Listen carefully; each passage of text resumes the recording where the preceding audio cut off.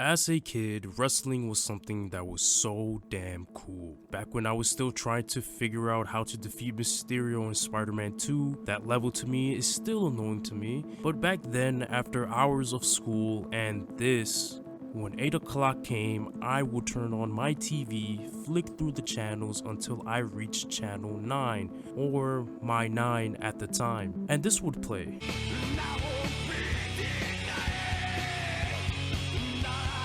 It was like entering another world, another dimension if you will, of just pure awesome. Watching Undertaker walking down into the ring, Jeff Hardy pulling some of the craziest stunts at the time. I mean, I was watching Triple H when he was still Triple H.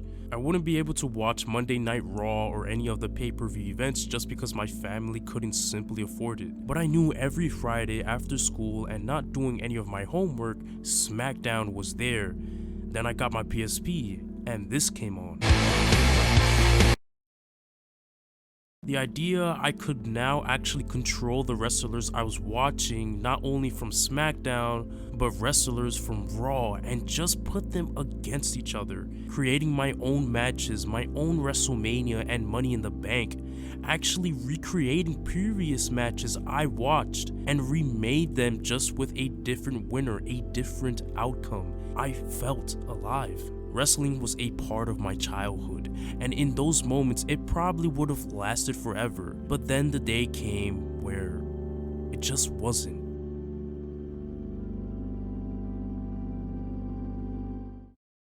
Like many of us who were 8-year-old boys watching wrestling, Jeff Hardy was probably your favorite wrestler, or at least one of them. He was the guy who you knew would do anything to win, like literally putting his body on the line and pull some of the craziest stunts at the time. However, there was another person who wasn't so fond of Jeff, that wrestler being CM Punk. Both wrestlers battling each other for the World Heavyweight title, with CM Punk being its current holder. And everything was coming to a head on Friday Night SmackDown in a steel cage match that would have Jeff Hardy and CM Punk fight for the title. Whoever wins keeps the title. The loser leaves the WWE. As you can imagine, it was a match that felt like it would never end. Both wrestlers competent and driven with the idea to win over the other. Every time each one was on the inch of succeeding, the other would just drag the other back down. It was a night to remember. But ultimately, there could only be one winner. That winner being CM Punk, who was triumphant, while Jeff being left with the feeling of, I fought so hard and was so close to reaching the title, but it just wasn't enough. It was a heartbreaking moment seeing my favorite wrestler having to accept that and move on, while we the fans come to the realization that we've lost something important to us. And in the next times I tuned into SmackDown, it just didn't feel the same. I still was able to play as Jeff on my PSP, but even that, with time, faded. SmackDown would then change the network it aired on to the Sci-Fi Channel, which I didn't have, and slowly in the following days, months, years, wrestling became a footnote, a memory of what I once had, which is now gone. 14 years go by, and that feeling has changed. The feeling I had for wrestling reignited, all because of one story.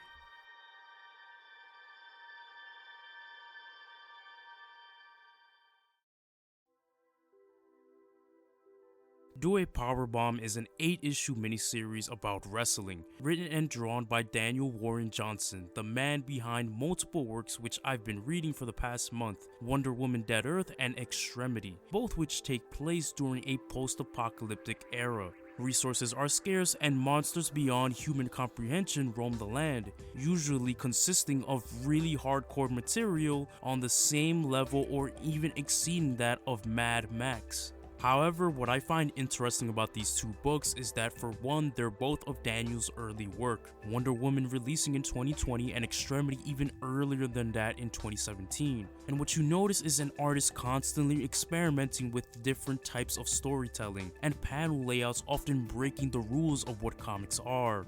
It's also that growth of seeing where he starts and where he ends up is what's so fascinating to me. And thanks to Mike Spencer, who also enhances his work with gorgeous colors. To me, it's just beautiful and so fucking cool and energetic. The story of Do a Powerbomb follows Yua Steel Rose, a female wrestler who is currently the holder of the Tokyo Grand World Heavyweight title, the challenger being a tall behemoth of a wrestler named Cobra-san, the two being rivals ever since they began their wrestling careers, both fighting tonight for different reasons. On one hand, you have Yua, who has trained all her life for this moment and fights for the things important to her, like her daughter Lana and her family, that family also including the audience, who has been there by her side since the beginning. On the other hand, you have Cobra-san, who believes that a pro wrestler is the opposite of that wrestlers should be fighting for money, power, and status, and most of all, the heavyweight title. And now here in front of millions, one of them was going to leave with the title of heavyweight champion no matter what. The bell rings and the match begins. Yua starts off with a solid kick to the face, knocking down the towering mountain man. But unfortunately, it's not enough to keep him down. He gets back up and just starts wrecking Yua, grabbing her and throwing her to the audience, followed by Cobra moonsaulting onto Yua. And by this point, the fight starts to feel one-sided. Cobra then puts Yua back into the ring, taking advantage now to perform his finishing move, the setting sun from the top rope. But then things go very, very wrong.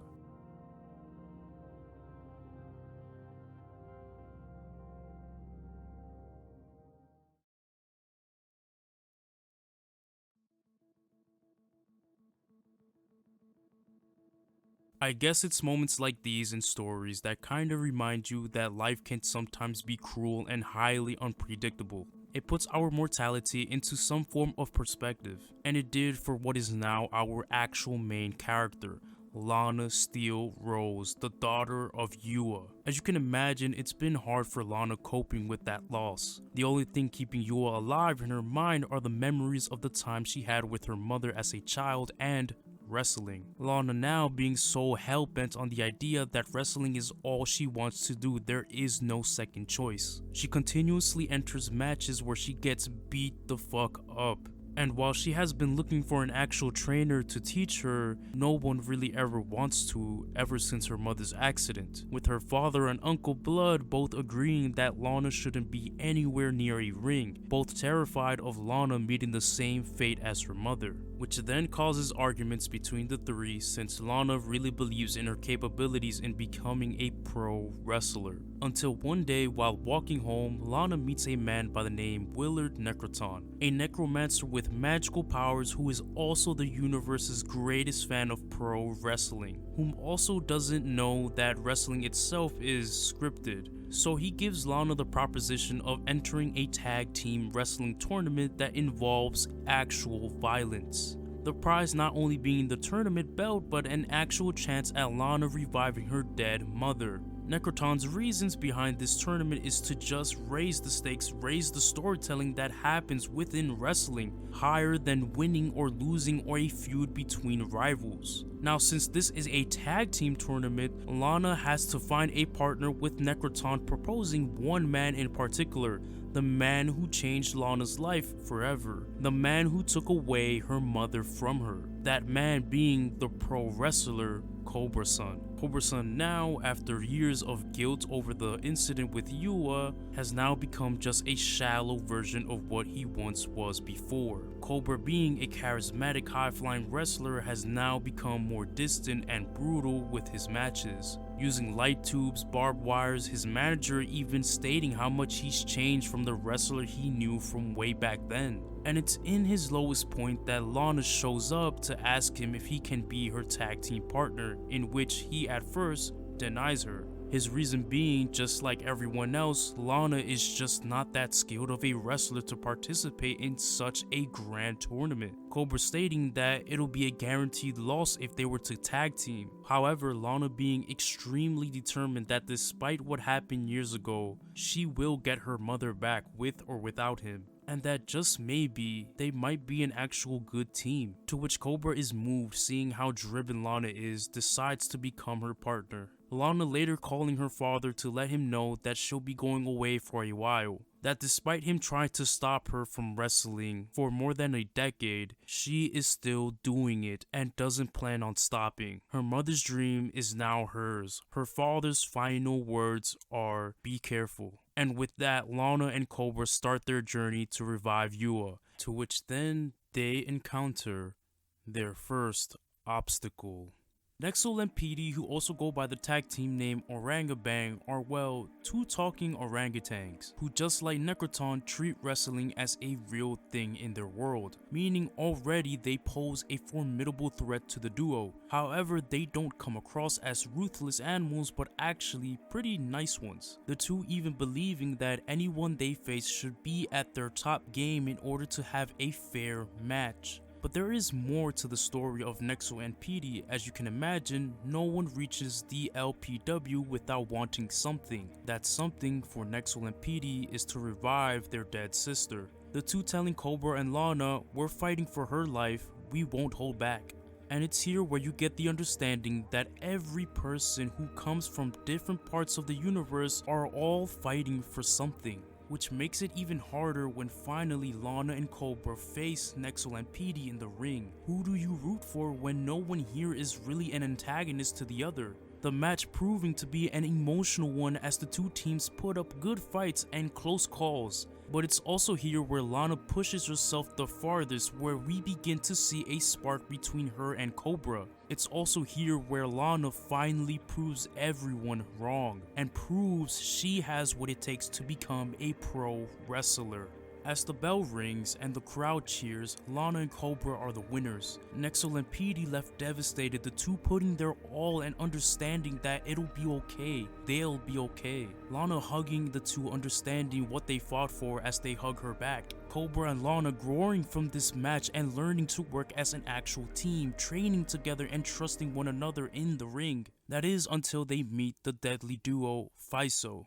Fiso is an interesting duo compared to everyone else. They view themselves as unstoppable. They don't care about playing dirty or fair, often starting problems before a match starts to gain the upper hand, or being aggressive in how they execute their moves on other wrestlers. In short, they don't care about the rules as long as they instill fear and get what they want. But what makes them even more dangerous is that they both have something to lose, and that's something they don't want. Maggie, the first member, is not only a wrestler, but a mother who recently lost her son through natural causes. Her final moments with him oftentimes consisting of her reading to him during her visits. The other member, Frank, lost his wife and daughter in a car accident as a result of a drunk driver, the two then coming together to make Fiso, training vigorously so when the time does come, they have become a force to be reckoned with. Lana and Cobra being at the receiving end during their death match,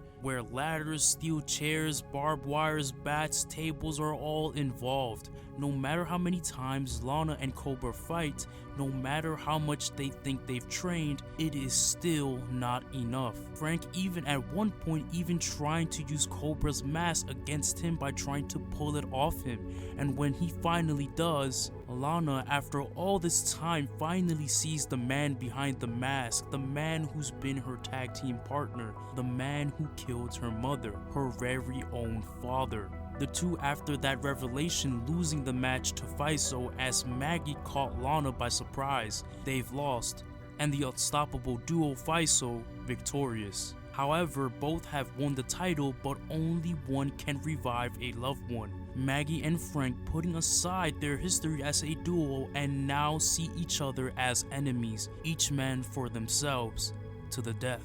The two, blinded by the loss of their family, they end up killing each other. Now the winners of the match being Lana and her father. The two reuniting and Lana forgiving her father for what happened all those years ago with Yua, and they revive Yua and everyone goes home. At least that would be what I would say if it were that type of story. Necroton appears and says one thing that is crazy. I don't have enough power this year to resurrect a life. And as you can imagine, that makes both Lana and her father angry. But there is one way they can revive Yua. One way to fix all this. to participate in one final match, a match for the ages. The two accept and ascend with Necroton to the sky.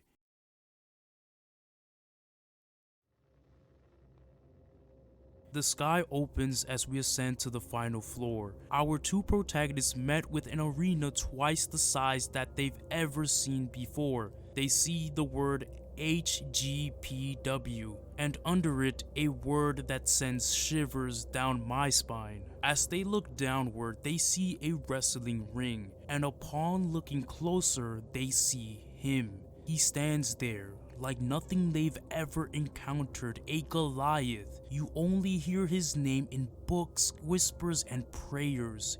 He created the world in 7 days, and on the 7th day he rested. He can make and destroy anything if he were to just wish it. Lana and her father meeting their final obstacle, their only hope into getting Yua back. They must go up against God in a 2v1 match. The winner gets to revive their loved one, the loser cannot. I'm just gonna say it. The two of them lose this fight. After many attempts, even using a signature move that Yua and Lana's father used to use didn't work. It wasn't enough. But there is one thing and one thing only that God offers Lana. A memory of a simpler time with Yua. They talk about what comes after when someone passes. Yua's response being that a lot of people think wrestling is the outcome, but we all eventually know where we're going. But what really matters are the small stories told in between that time. Stories worth telling. Lana asking her mother, but when the end does come, will you be watching me? And far off into the distance, within the thousands of souls in heaven, Yua sits watching Lana and her father, and it's beautiful. This small wrestling comic hasn't made me want to go watch wrestling, but it did reignite the moments I had with it that I thought were long gone. It reminded me of why, despite not watching it, how much I respect the sport. There's a lot of debate whether manga or comics is better, and I think instead of focusing on which is better, how about we focus on the stories that breed creativity onto every page, whether comic or manga, because Do a Powerbomb is one of them.